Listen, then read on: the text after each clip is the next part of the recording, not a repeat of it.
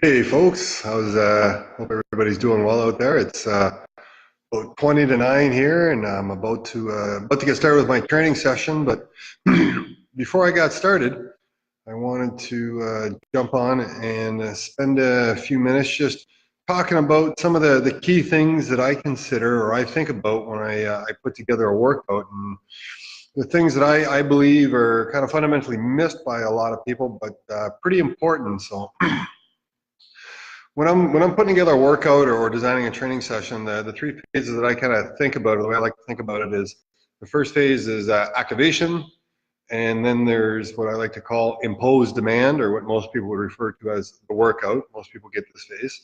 And then the third and final phase is recovery or mobility. I mean, it can be phrased both. So first phase, activation. Now, a lot of people will use the term warm up, the first part of the workout where you're kind of transitioning from, what we call ADLs, or activities of daily living, to get your body ready to perform explosive, high intensity type movements that are involved with traditional, what we call workouts. Now, the reason I like to call it activation is because it's not really a warm up. You're not really going to change your body's temperature all that much. I mean, your body's really, really good at regulating body temperature, because we all know regular body temperature, I think it's something like 98.6, and when you get 100, that's called a fever. So I mean, 1.4 degrees Fahrenheit up, and you get into problems, and your body turns on a whole bunch of mechanisms to cool you down. So 10 minutes on the treadmill isn't really going to change your core body temperature. The way we like to think about it is, we like to think about it as activation, and what it is it's purposeful movements that are giving a little bit of neural stimulation or neural drive to some key muscles. And a lot of the muscles that we try and activate are key stabilizers that are going to be used around the primary movers. So I mean, a big one is activating your core abdominals, a few little bit of core exercises. And again, the purpose is not to create the workout or create the demand to cause adaptation at this phase.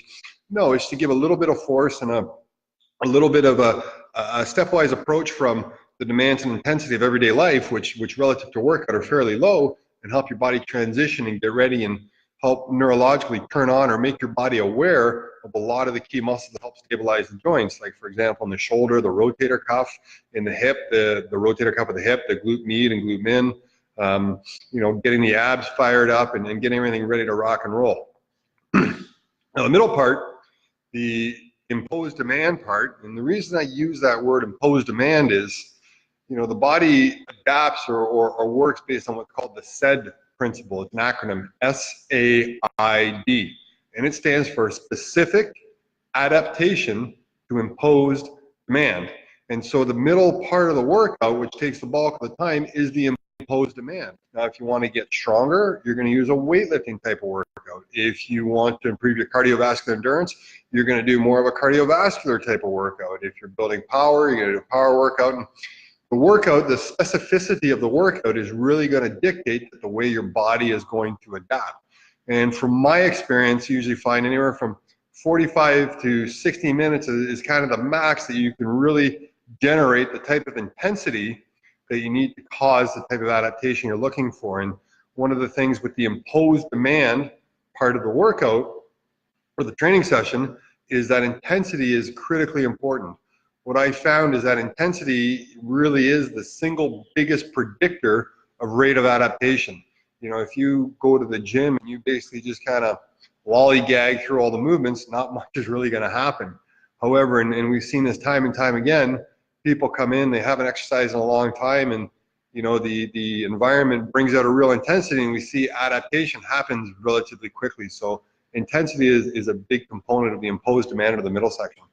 And then the final section, or the final component of the workout, is where we call the mobility of the recovery. And this is where we do things like stretching, we do things like foam rolling, and really helps encourage, recovery. Foam rolling can help, loosen out some of the waste products caused during weight training. Now is a really good time to stretch. I highly recommend, stretching. It's good to increase or maintain joint range of motion. But you got to remember, with stretching, it actually sends a relaxation impulse to the muscle. So it tells the muscle to relax. And this is one of the reasons why at the start of the workout, during the activation phase, we typically don't involve stretching, because the last thing we want to do is tell the muscle to relax before we ask it to perform at high intensity.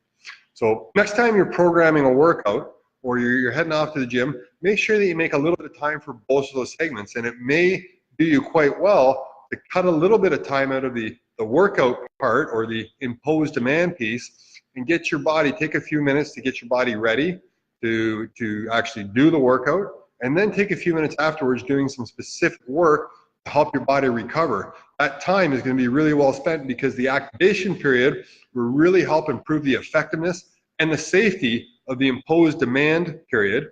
And then the stretching, the recovery period, helps set you up for success for the next day, because there's nothing worse than not being recovered from a workout and trying to go at it again.